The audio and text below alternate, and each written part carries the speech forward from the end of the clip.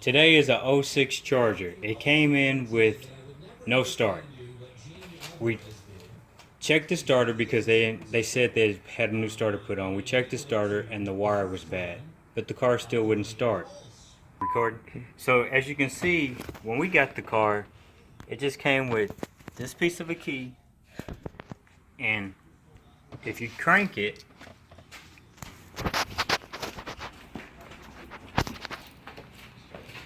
so when you crank it, oh, and another thing, it didn't have this. It's called a shut-off relay. So this was missing, and when you try to start it, you see there's nothing. It just cranks. You notice, my assistant will show you, when I'm starting it, there's no fire.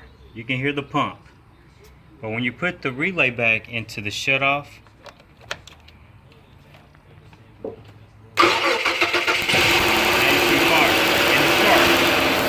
but it died. So we also found out that that piece of a key that I was referring to also needs the transponder or the fob on it. So turn it back off. Now notice when you'll turn it on, the security light will come on and it'll go off, and it stays off. So now we can start it. So watch. My system will show you.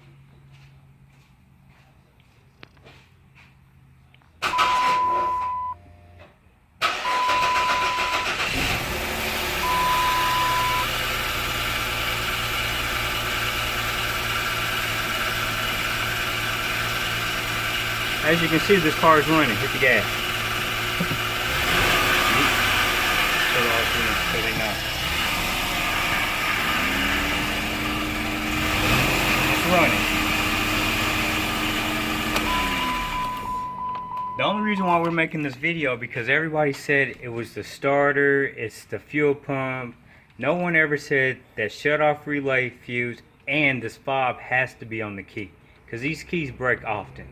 So we've replaced the fuel pump, we put that relay in, and we put the key up on the fob, and as you can see, it fires right up.